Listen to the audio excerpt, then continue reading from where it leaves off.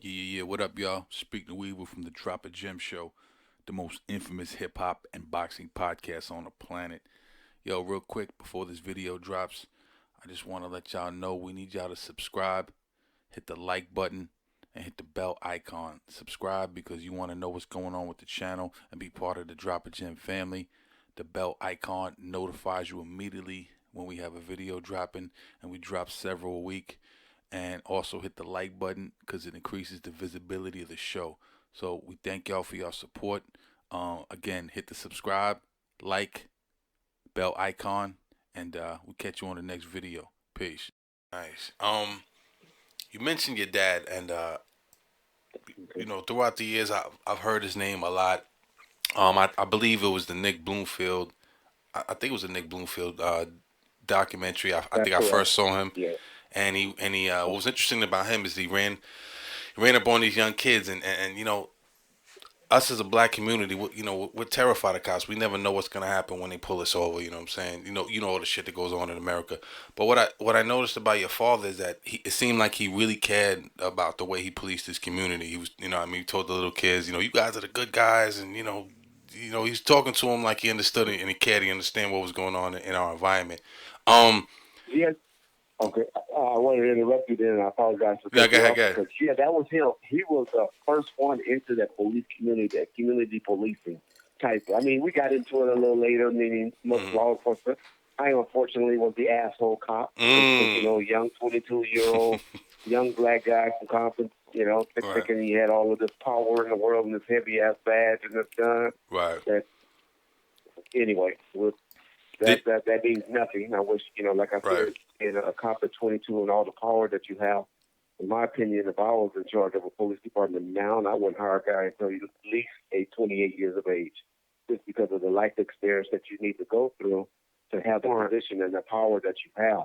But that's another subject. Wow, We no, weren't that talking that's about that's that. interesting and shit. That's very interesting. But Expand on that a little but bit I'm if you don't telling mind. you, my father was one of those. He's like that. He was born and raised in the Imperial Court housing project, Okay. which is which is you have some projects in the Watts area. You have the Jordan Downs, you have I can't Nickerson. think where the Bunny Hunters are from, the Nickerson Gardens. Yeah. Thank you. And then you have the Imperial Court housing project. And he was raised in the Imperial. You have the Pete Roads and the Pop, and all of those places. But those three mainly was around Watts in the Jordan Down area. I mean, in the Jordan Down High School area. And so my father was raised there, and so he knew how to, most of these people was his friends, and people, and plus he was a little older when he became in the law enforcement, Right. but he was always a community service type dude, to talk to everybody, believe in this talking and going. And law enforcement wasn't like that in the early, especially in California, in the early county area, in the early late 70s, early 80s. They didn't believe in that. They were kick ass, kick names type, Mm-hmm. me against you type of law enforcement. But that was never his tactic. He was always go and talk to people. Hey, these people, most of these people are doing bad things or doing stuff, but that's because they're trying to survive. It's not that they want to do it, and it's not everybody in this community that are doing bad things. Well, Yep. you in a city of 100,000 people, and probably 3,000 to 5,000 of them are assholes. Yeah. You're not the whole 100,000 people. And unfortunately, cops, when you're policing from another community, you come in there and think everybody in Compton is bad people.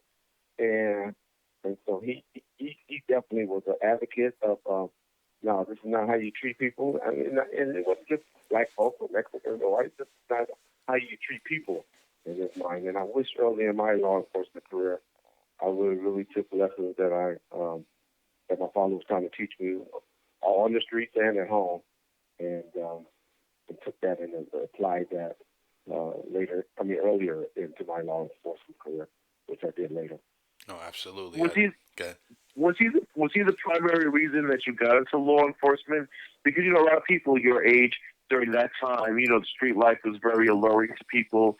The inner city of LA and Compton specifically, it was very easy for you to go to the gang route and the Bloods, Crips, or whatever. Um, Was your dad your primary influence back then to get into law enforcement, or was there something else that you saw about that lifestyle that made you gravitate to it, so to speak? Oh man, still to this day, that's my hero. Anybody, he was the best man in my first wedding.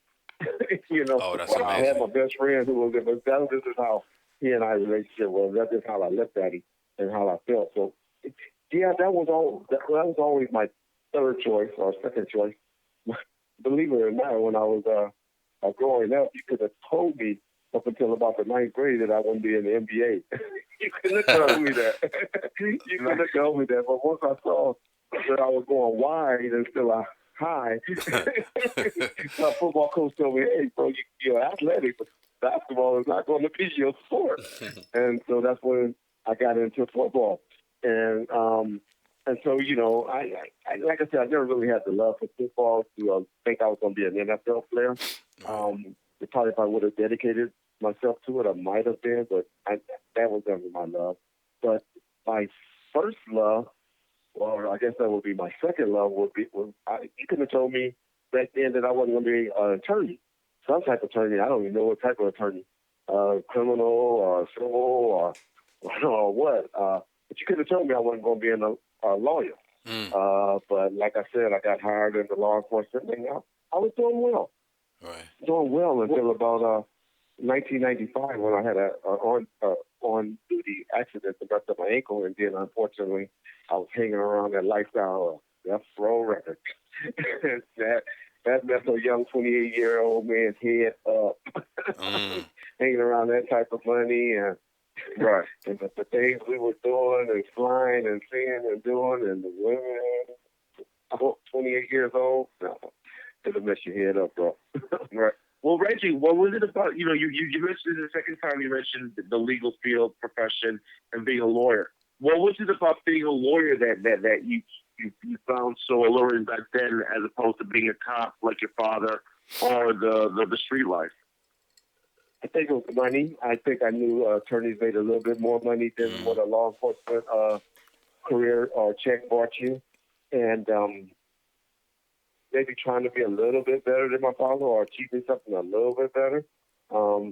Not thinking of growing up in the ranks of a police department would have got me a decent career versus wanting to be a lawyer. And I think even my father was pushing for me to be a lawyer, or maybe even better, FBI agent or something like that, versus just being a regular street cop.